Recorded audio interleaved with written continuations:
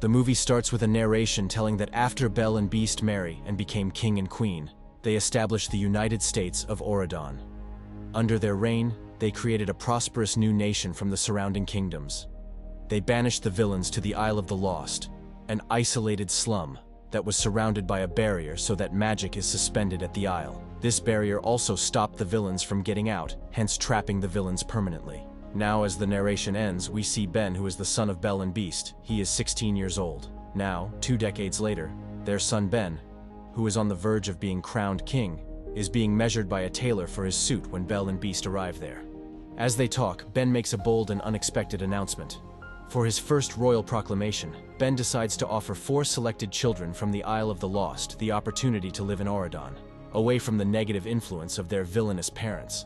This decision sparks controversy and disagreement, especially from his father, who protests the idea, fearing the potential consequences of bringing the children of villains into their idyllic kingdom. Beast gets a little angry, but Ben argues that the children should not be punished for what their parents did. He tells them he has selected 4 people: Cruella, Jafar, Evil Queen, and Maleficent, whose kids will come to live with them. After hearing the names, Beast loses his cool, but Belle, who seems supportive of Ben, manages to make him understand. Now on the Isle of the Lost, we see the selected kids: Carlos, son of Cruella de Vil; Jay, son of Jafar; Evie, daughter of the Evil Queen; and Mal, daughter of Maleficent. They are all very naughty and cause a nuisance for people. They are roaming the streets singing songs when Maleficent comes there. She tells them that they have an opportunity to go and live in Auradon, but they all refuse to go there. Maleficent has something else on her mind.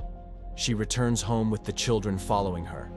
Once they arrive, she unveils a plan. She wants the children to go to Auradon and steal the fairy godmother's magical wand for her.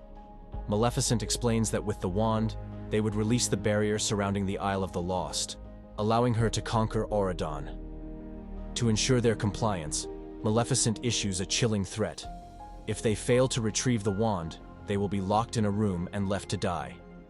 Faced with no other choice, the children reluctantly agree to the plan. The Evil Queen gives Evie a small pocket-sized magic mirror, explaining that it will help her locate the fairy godmother's wand. Maleficent hands Mal a special spellbook, hinting that it might prove useful during their mission. Soon after, a car arrives to take the 4 children to Auradon. As they get into the car, it starts moving, and a magical bridge forms outside the Isle of the Lost, allowing the car to cross over. Upon reaching Auradon, the children are taken to Auradon Preparatory, where they receive a warm welcome. The fairy godmother, who serves as the school's headmistress, Ben, and his self-proclaimed girlfriend Audrey, daughter of Princess Aurora, are present to greet them. Ben personally meets with the new arrivals and escorts them inside Auradon Preparatory. During their tour, Ben explains that in Auradon, they do not use magic in their daily lives and instead live normally. After this, Ben introduces them to Doug, Dopey's son, who explains their schedules and daily routines. Following the orientation, everyone goes to their rooms. That night, the children set their plan in motion. Determined to fulfill Maleficent's orders, Evie uses the pocket-sized mirror given by her mother to locate the fairy godmother's wand. The mirror reveals that the wand is kept in a nearby museum. Determined to retrieve it, they head to the museum. Upon arriving, they see a guard stationed outside.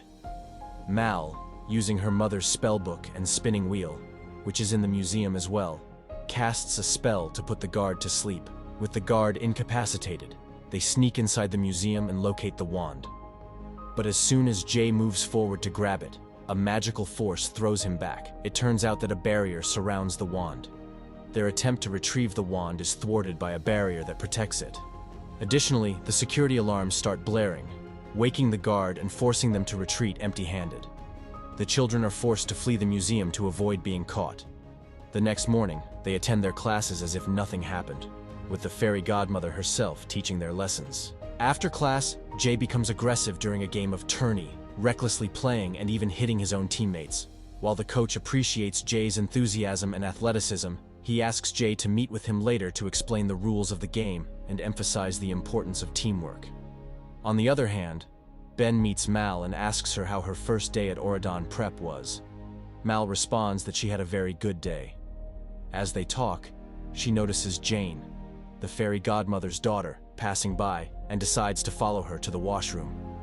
Initially, Jane is hesitant and unsure about Mal's intentions. Mal, however, sweet-talks her, making Jane feel more comfortable. Jane admires Mal's hairstyle, prompting Mal to take out her spellbook and change Jane's hairstyle, which makes Jane very happy. Jane, feeling insecure about her looks, confides in Mal about her fears of not being beautiful enough. Mal seizes this opportunity to sow seeds of conflict, suggesting to Jane that her mother, the fairy godmother, could make her even more beautiful if she used magic, just like she did with Cinderella. Jane tells Mal that her mother no longer uses that kind of magic, prompting Mal to manipulate her further. Mal plants the idea that Jane should force her mother to use the magic. Jane, now conflicted, walks away with the seed of rebellion planted in her mind. In chemistry class, Evie is eyeing Chad, remembering her mother's advice to find a nice prince to marry. When the teacher asks Evie a question, she discreetly uses her magic mirror to find the answer and responds perfectly, impressing both the teacher and Chad. Meanwhile, Carlos is training with Ben for the game. When he sees the school's dog, he panics and runs away, quickly climbing a tree out of fear. Ben reassures him that it is the school's dog, Dude, and he is very friendly and won't harm him. Carlos tentatively picks up the dog and, to his surprise, finds it comforting.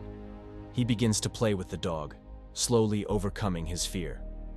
On the other hand, the coach talks to Jay, explaining the importance of teamwork and cooperation.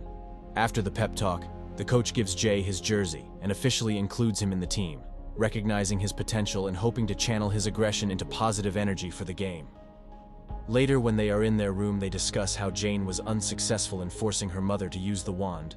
Ben arrives there, and Mal learns that Fairy Godmother will bless him with her wand on the coronation. After discovering that the Fairy Godmother will use the wand at Ben's coronation, the four decide to wait it out by attending classes at Auradon Preparatory.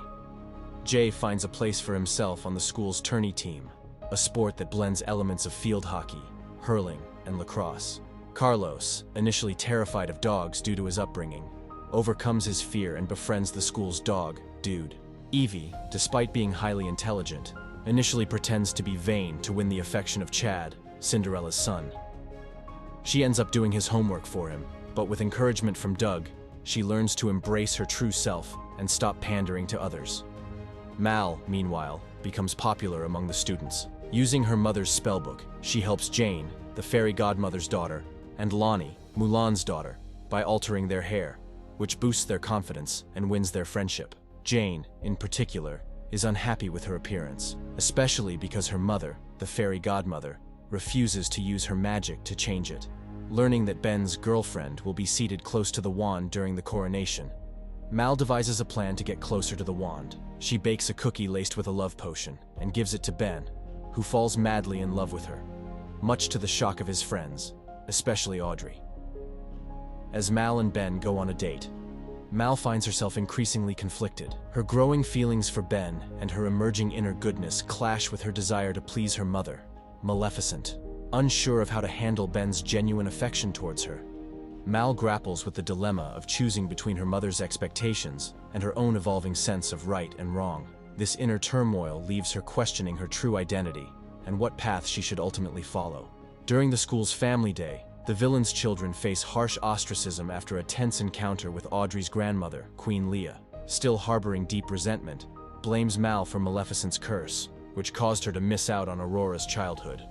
The confrontation escalates, leading to an argument that prompts Mal to end the beauty spell she had cast on Jane.